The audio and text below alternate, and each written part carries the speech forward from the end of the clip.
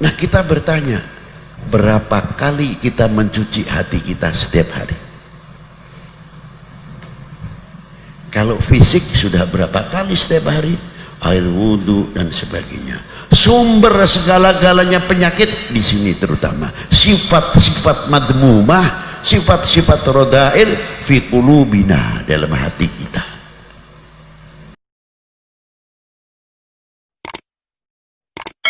Kita selalu membersihkan badan dan pakaian belaka.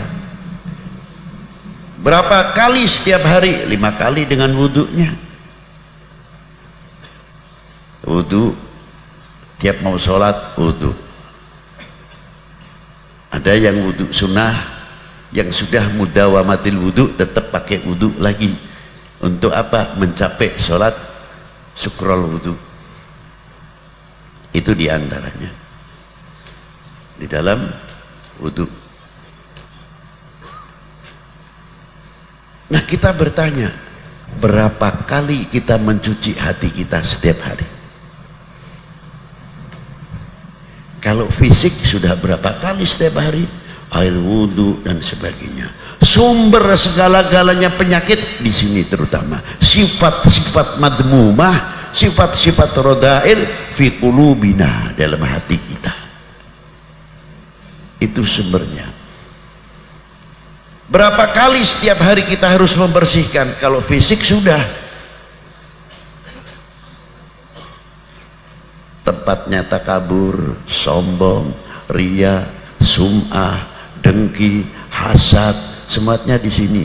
Kalau melihat tetangga kaya senang, hati kita timbul hasad.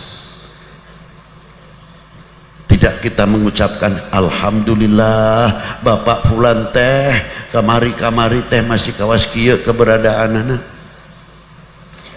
Alhamdulillah dipaparing ku Gusti ayeuna teh parantos bareng har. Moga-moga. Mestinya kita harus datang kepada beliau. Kang, punten jangan diborong sendiri. Kenapa? Cobalah kaca bekasi bacaan apa yang bisa seperti supaya saya seperti Akang lah. Gimana? Saya datang ke tempatnya ajengan anu. Ya tolong dong bagiin saya. Kalau mamang Akang teh bisa zakat. Minta supaya bisa zakat cuma Akang saja. Saya pun ingin kok Akang bisa bikin masjid.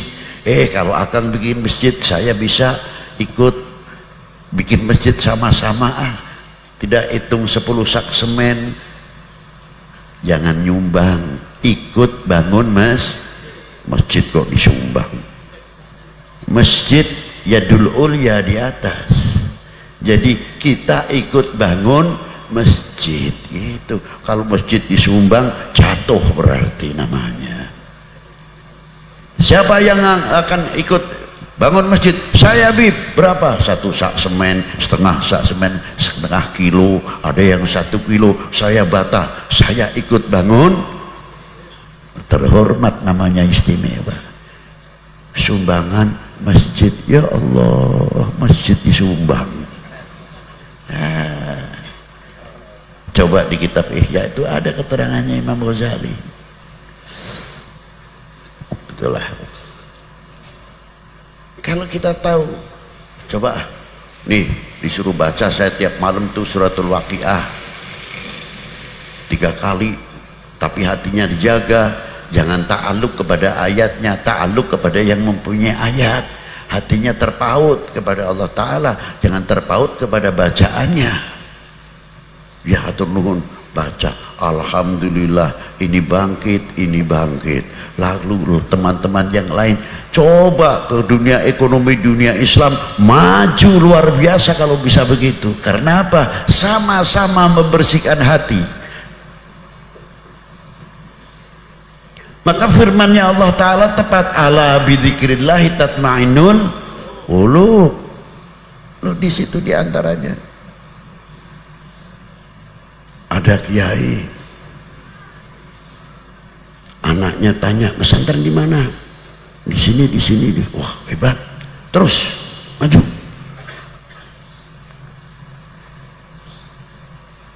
karena sebab kalian desa ini nanti akan maju.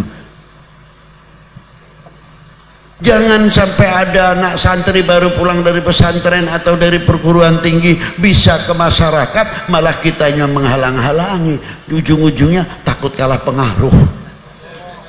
Niat ini.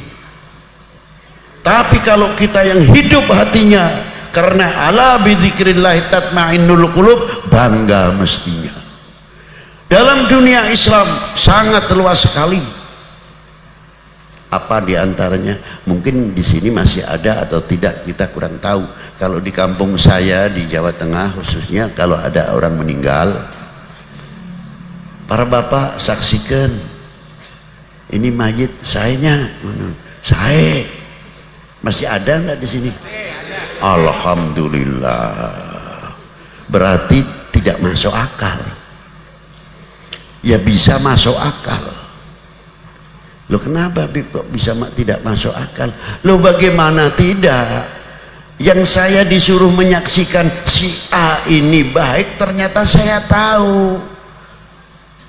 Kenapa? Suka kesurupan botol katanya. Bukan jin saja. Suka kesurupan botol.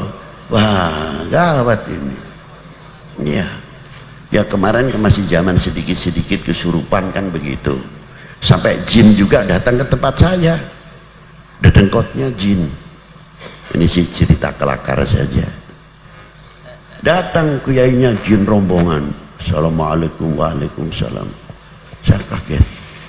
Wah, antum dari mana? Saya gobilah jin bibet. Aduh gawat ini, jin lagi. Saya tanya keperluannya apa yai? Kan di tempat panjenengan luar biasa, masya Allah. Katanya jinnya ngomong kiai-kiainya itu, Habib saya mau minta tolong, mau minta ijazah ayatul kursi. Lu ayatul kursi kok sampai jauh-jauh amat sih datang ke sini? Enggak, saya ingin mustajabah ketika membacanya. Minta ijazah dari Habib. Sebentar, apa sih sebabnya? Di kampung kami ini banyak kesurupan, jin-jin kesurupan. Lu kenapa? Kesurupan manusia. Bukan kalau kita kesurupan jin, jinnya nggak mau kalah. Ya di tempat kita pun banyak jin kesurupan manusia. Ya Allah. Ini sih cerita belaka.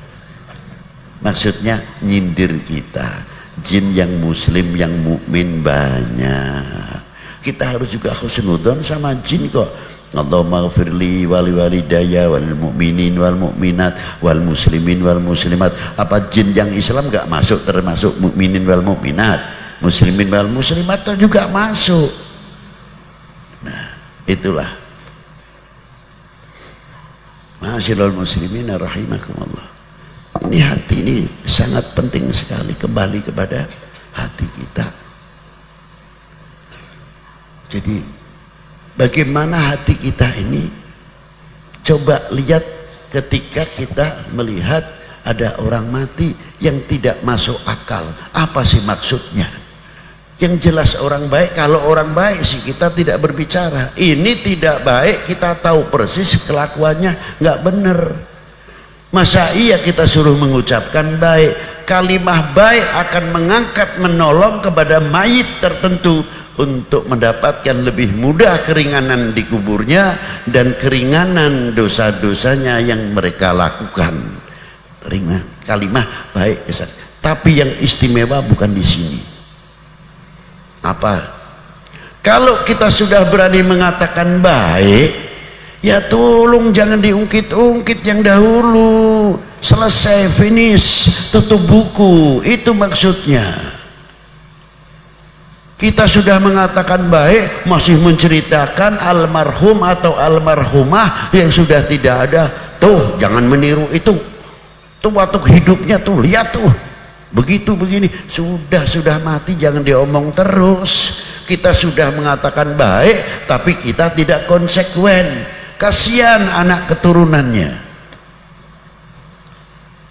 Coba kalau anaknya menjadi anak baik dan sebagainya, kalau orang tua yang bijaksana Begitu ditanya, nak kamu sekarang pesantren di mana?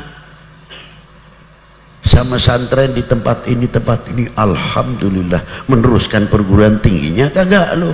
Iya pak, saya ambil apa? Ambil pertanian, ambil. Bagus. Kampung ini memerlukan kalian untuk ke depan. Kalau mamang teh kolot ngagantungkan ente ke depan teh, ke payunat di pundak ente. Sahadei, siapa lagi kalau bukan kalian-kalian ini? Hatur nuhun mang. Tapi ulah kawas bapaknya nih. Waduh. Jangan kayak bapakmu, jangan kayak eyangmu. Ini orang sudah mati masih dibawa. Kalau orang yang bijak bukan begitu. Begitu betul kamu. Di mana masih pesantren? Alhamdulillah. Saya ingin punya anak seperti kalian. Nah, loh kenapa? Jangan begitu. Ya iya, kita bukan main-main. Kamu luar biasa berarti. Kayak apa bapakmu dikuburnya bahagianya melihat mempunyai anak seperti kalian. Berarti kalian bisa membanggakan kedua orang tuamu. Luar biasa kalian. Bukan dibuka aibnya, malah diangkat. Berarti kamu anak yang baik luar biasa. Begini kan? Bukan terus begini kan dijatuhkan. Itu dakwah ala sabili dakwah. Jadi ternyata menyatakan baik, tutup semuanya. Supaya kita tidak mengungkit-ungkit yang lain. Nah, ini semua peranannya di mana? Di sini. Di hati. Nah, dengan zikir itu tadi menghasilkan apa? Ala bidzikrillahi tatmainnul qulub. Yang intinya di ahli torekot nanti ketinggian. Saya tidak mau berbicara torekot di sini dahulu, zikirnya saja. Kita bisa mengambil manfaat buahnya zikir atau tidak.